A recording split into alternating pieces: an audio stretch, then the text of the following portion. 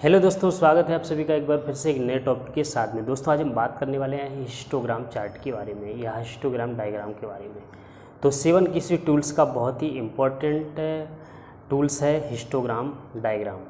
तो histogram diagram क्या होता है, इसको हम किस प्रकार से डेटा को किस प्रकार से इसमें एनालिसिस करते हैं, इसको किस प्रकार से हम ग्राफ बनाते हैं और इसके क्या पर्पज़ से हम इसको ड्रॉ करते हैं, वो सारी चीज़ें हम आज जानेंगे इस वीडियो के माध्यम से। तो आइए दोस्तों स्टार्ट करते हैं वीडियो को। तो सबसे पहले जानते हैं इसका डेफिनेशन क्या है। A histogram is a graph use to represent the frequency distribution of a few data points of one variable. यानी कि ये हिस्टोग्राम जो ग्राफ है इसको हम फ्रीक्वेंसी डिस्ट्रीब्यूशन यानी कि कुछ जो डेटा के पॉइंट्स हैं इनको हम वन वेरिएबल में हम उसको दिखाते हैं फ्रीक्वेंसी को डिस्ट्रीब्यूशन करके। जैसे कि बहुत सारे नंबर्स हैं तो हम उसको क्या करेंगे, बहुत सारे नंबर को हम एक ग्रुप में डिवाइड कर लेंगे। जैसे कि 0 से 1, 0 से 10, 10 से 20, इस तरीके से हम उसको डेटा को जो है उसको हम कैटेगराइज कर लेते हैं, यानी कि हम उसको ग्रुप में डिवाइड कर लेंगे। Histogram often classified data into various beans. हम इसको क्या करेंगे, हिस्टोग्राम में जो डेटा है उसको हम बहुत सारे अलग अलग बिन या फिर ग्रुप रेंज में हम डिवाइड कर लेंगे and count how many data points belong to each of those bins.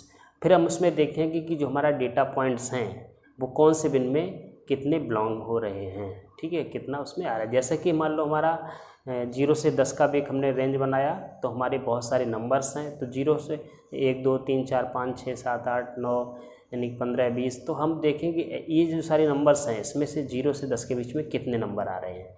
फिर हमारे हो गए 25 30 25 28 29 30, तो हम देखेंगे 10 से 20 के बीच में इसमें से कितने नंबर आ रहे हैं। तो वो इस तरीके से हम उसको कैटेगरी मतलब यानी कि ग्रुप के रेंज में हम उसको डिवाइड कर लेते हैं।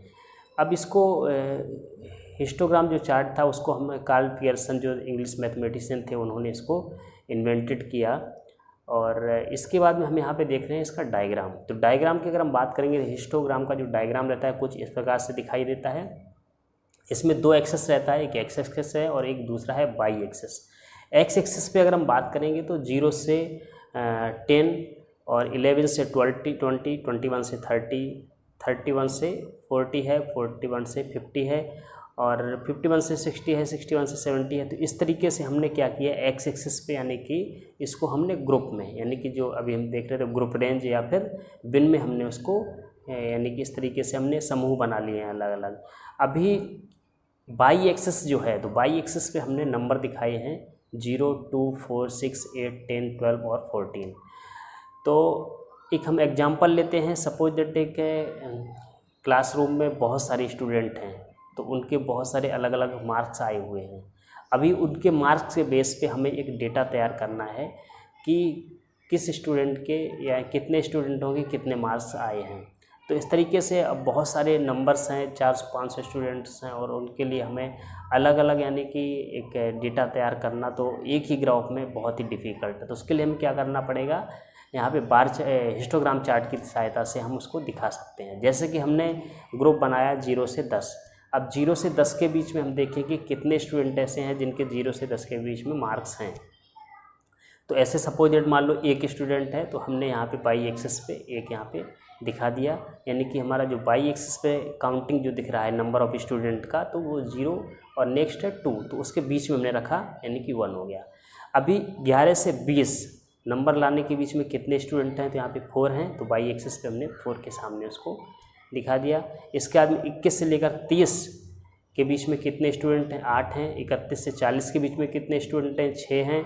41 से 50 के बीच में कितने स्टूडेंट हैं, तो वो 12 हैं। तो इस तरीके से हम यानी कि यहाँ पे जो डेटा है उसको हम बिन्स में देख लेंगे, यानी कि 51 से 50 के बीच में कितने स्टूडेंट हैं, तो जिनका 52 नंबर आया है, 54 55 56, ठीक है, तो वो सारे इसी रेंज में आ जाएंगे, इसी ग्रुप में आ जाएंगे। तो हम वहाँ पे इस रेंज में स्टूडेंट 10 हैं।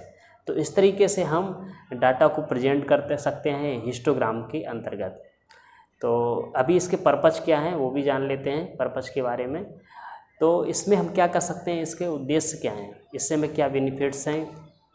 तो to show the frequency distribution of a set of measurement, यानी कि हम इसमें क्या कर सकते हैं, जो फ्रीक्वेंसी डिस्ट्रीब्यूशन है उनको हम सेट में मीजरमेंट कर सकते हैं।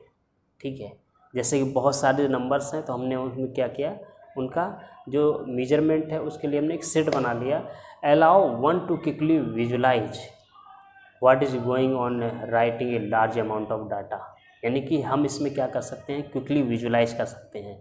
चार्ट देख के हम बहुत आसानी से समझ सकते हैं कि यानी कि इस रेंज में 41 से 50 के बीच में इतने स्टूडेंट हैं, और इस तरीके से हम जो लार्ज अमाउंट डाटा है उसको हम आसानी से हम उसको समझ सकते हैं।